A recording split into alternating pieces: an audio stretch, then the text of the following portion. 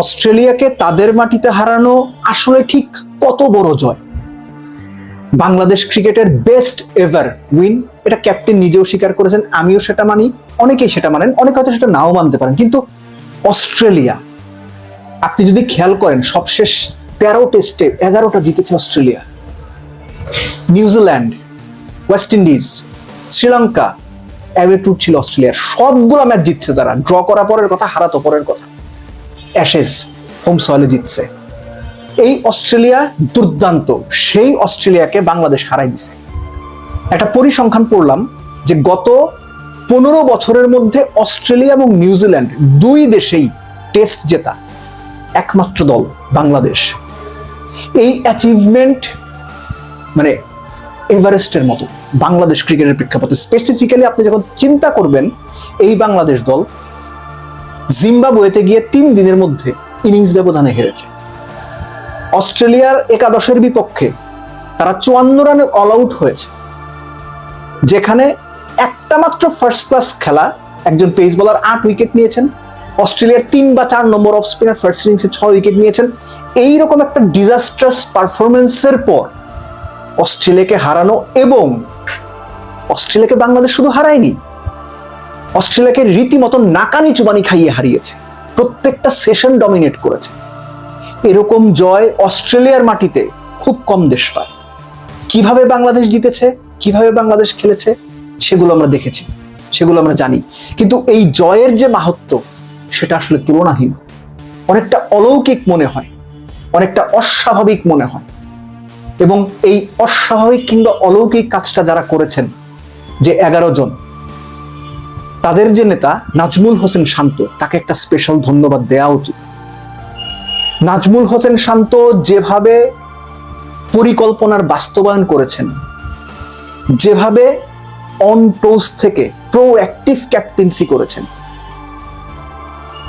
এগুলো বাংলাদেশের ক্যাপ্টেনদের মধ্যে সচরাচর দেখা যায় না, বা দেখলেও খুব কম দেখা যায়।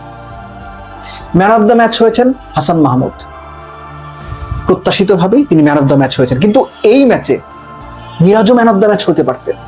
ওই অমূল্য 65 রান কিংবা 66 রান দিয়ে দ্বিতীয় ইনিংসে 5 wicket, man of the match হতেই পারতেন তিনি। কিংবা তানজিদ তামিমের সেঞ্চুরিটা, কিংবা নাজমুল হোসেন শান্তর যে 84 রান, সবকিছু মিলিয়েই অস্ট্রেলিয়া বাংলাদেশকে জবাব দিতে পারেনি। একবার ব্যাপারটা চিন্তা করেন। আমরা সবসময় কি দেখি, যে আসলে Bangladesh Australia, south Africa, India, England, New Zealand, এই সমস্ত দেশের বিপক্ষে টেস্ট খেলতে স্পেসিফিক্যালি অ্যাওয়ে কন্ডিশনে সেনা কান্ট্রিগুলোতে বাংলাদেশ 26টা ম্যাচ খেলে এই অস্ট্রেলিয়াকে টেস্টে হারানোর আগে মাত্র একবার জিতেছিল, সেটা মাউন্ট মাঙ্গানুতে, নিউজিল্যান্ড, আপনাদের মনেই আছে। সেই বাংলাদেশ এরকম একটা অস্ট্রেলিয়া দলকে হারিয়ে দেবে, বা হারিয়ে দিল যেভাবে পারফরমেন্স করে, যে just outplayed the Australians. অস্ট্রেলিয়ানরা পাত্তা না পেয়ে ম্যাচ হেরে গেছে, টেস্ট ম্যাচ হেরে গেছে, এটা আপনি সচরাচর দেখবেন না। অস্ট্রেলিয়া জাস্ট দাঁড়াতে পারেনি, কোনো সেশন ডমিনেট করতে পারেননি, এটা আপনি মনে করতে পারবেন না। গত 5, 7, 10 বছর খেয়াল করে দেখেন, যে একটা সেশনও, কোনো একটা টেস্টের একটা সেশনও অস্ট্রেলিয়া ডমিনেট করতে পারেননি। আমার মনে হয় গেল 10 বছর আমরা খুঁজে বের করতে পারবো। এই জয়ের মাহাত্ম্যটা এতখানি বেশি। সো বাংলাদেশ যে পজিশন থেকে ম্যাচটা জিতেছে, একদম ডে 1 এর ফার্স্ট বল থেকে, কিংবা শুধুমাত্র অস্ট্রেলিয়ার ওই ফার্স্ট উইকেটের পার্টনারশিপ 50 রান বাদ দিলে, কোনো একটা পর্যায়ে অস্ট্রেলিয়া বাংলাদেশকে চেপে ধরতে পারে। ওয়ার্ল্ড টেস্ট চ্যাম্পিয়নশিপের 1 নম্বর দল, এবং সবশেষ দুটো তারা ফাইনালও খেলেছে। সেই দলটাকে বাংলাদেশ জাস্ট কুড়িয়ে দিল, সেই দলটাকে বাংলাদেশ জাস্ট তুড়িতে উড়িয়ে দিল। ভাবা যায়? আমি ভাবতে পারিনি, কে কে ভাবতে পেরেছেন আমি জানি না। সো এই জয়টা বাংলাদেশ ক্রিকেটের প্রেক্ষাপটে বাংলাদেশকে বিশ্ব পরিমণ্ডলে এমন একটা জায়গাতে নিয়ে গেল, যে 23 বছর পর অস্ট্রেলিয়া বাংলাদেশকে দাওয়াত দিয়ে টেস্ট খেলিয়েছে। আগামী বছর অর্থাৎ 2027 মে জুনে বাংলাদেশ লর্ডসে একমাত্র টেস্ট খেলবে ইংল্যান্ডের বিপক্ষে।